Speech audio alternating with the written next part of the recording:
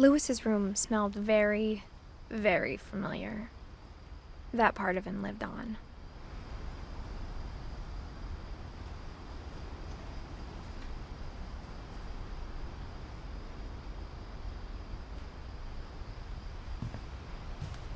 Lewis and I spent a lot of time playing games together, but he was surprisingly bad at them.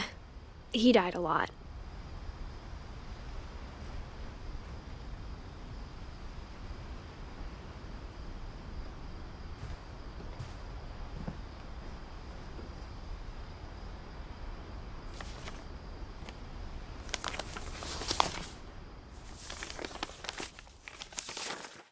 Dear Mrs. Finch, as Lewis's psychiatrist, I can understand your desire for an explanation. As I see it, the trouble began in January, shortly after we convinced your son to seek treatment for substance abuse. Newly sober, I believe Lewis first noticed the monotony of his daily life.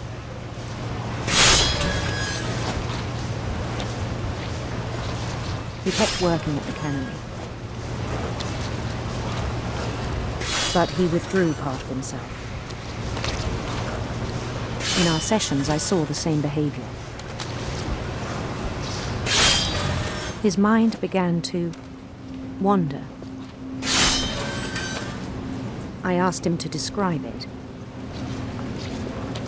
He said he started small,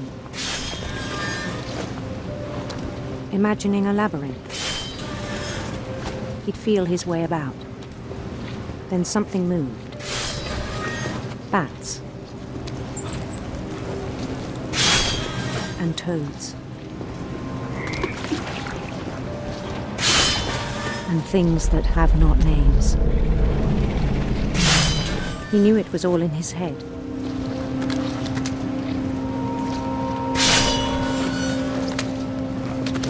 But he took it very seriously. I had hoped he'd find himself.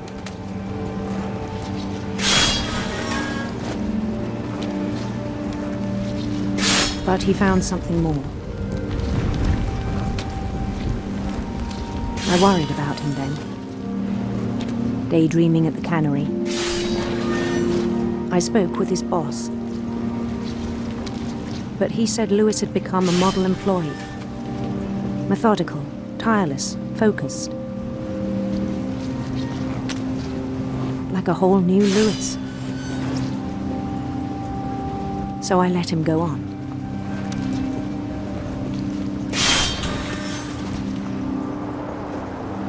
I even encouraged him. It seemed very promising at first. He told me he'd made a new friend.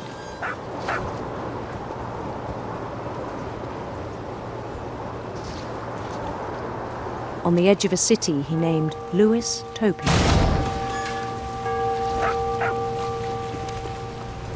He built the city up slowly, brick by brick. Then he made musicians.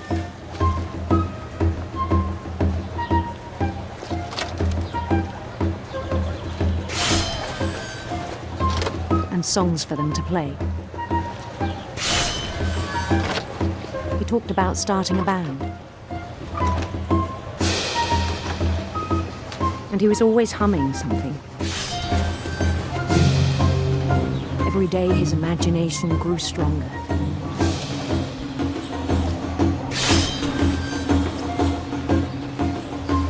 He no longer spoke at the cannery,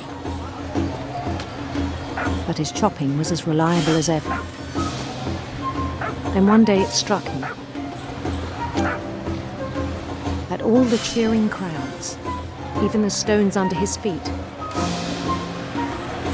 were all in his imagination, so he could do whatever he wished.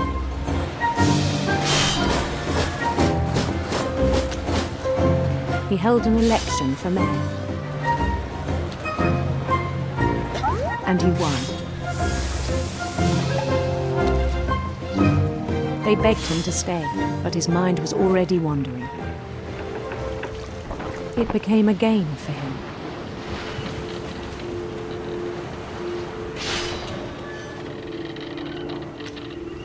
He'd conquer a city, then immediately push on. New Louisville.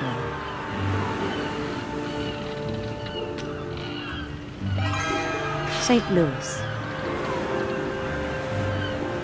He started drifting away from our reality.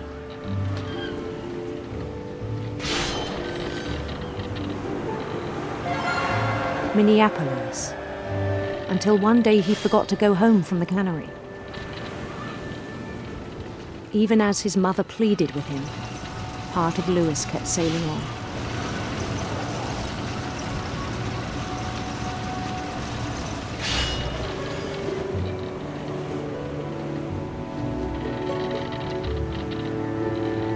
In Louisburg, he heard rumors of a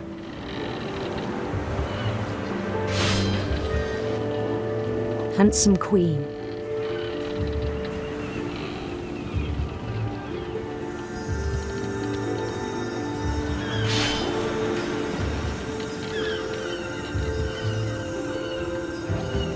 The queen was on her own quest for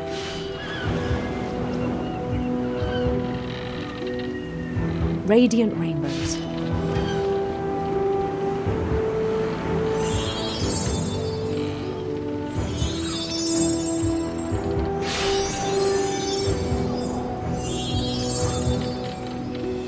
He followed the sound of her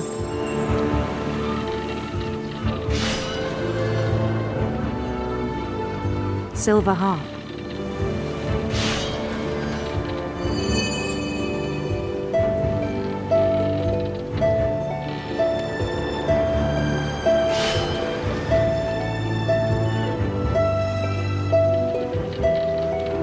His chase led him to a golden palace east of the sun and west of the moon.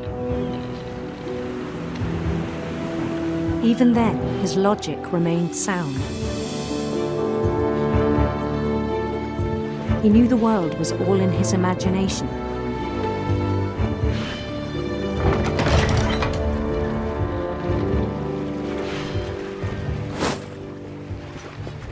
But he was so proud of having created it.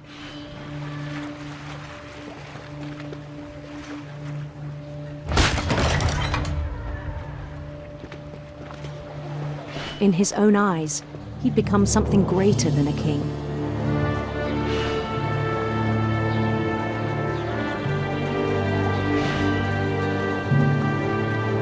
For someone who'd never known success in the real world, I think it was overwhelming. And then it struck him that the real Louis was not the one chopping salmon, but the one climbing the steps of a golden palace.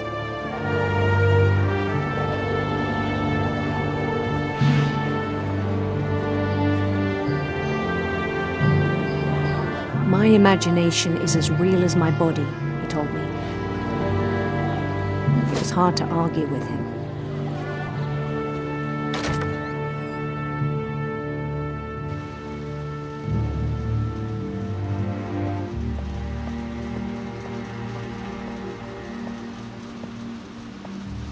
He began to forget the world we know.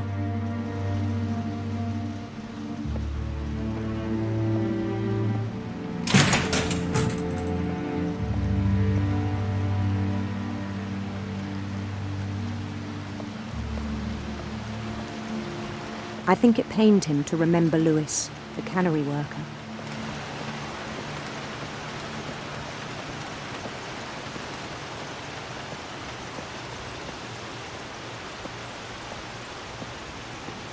He began to despise the man with a royal contempt.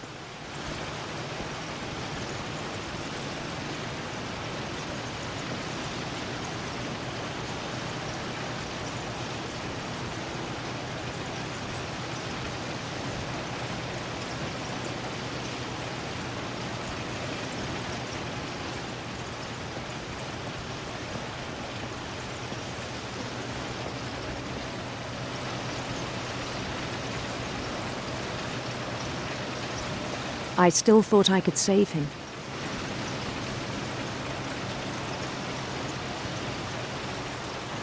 Even after he said he was being crowned king over all the lands of wonder.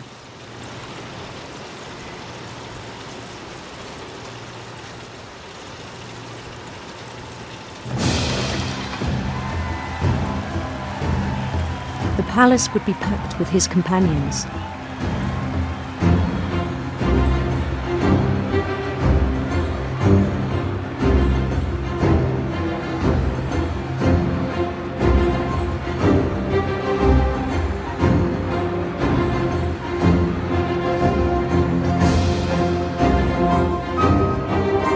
Including the wise Calico who'd insisted on advising him.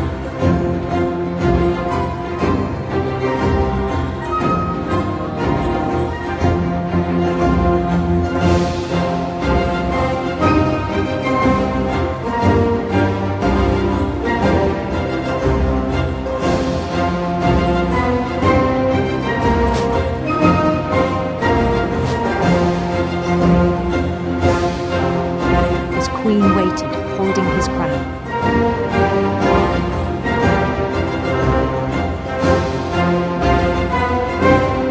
There was only one thing left to do.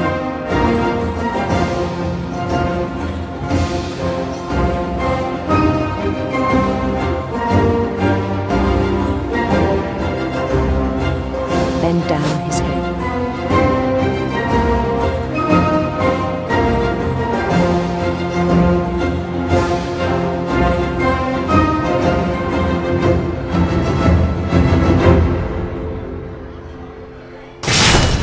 And the rest I think you know.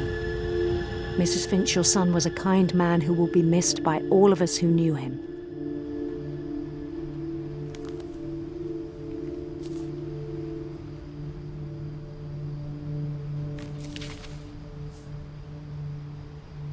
My brother was really cool. I wish you could have met him.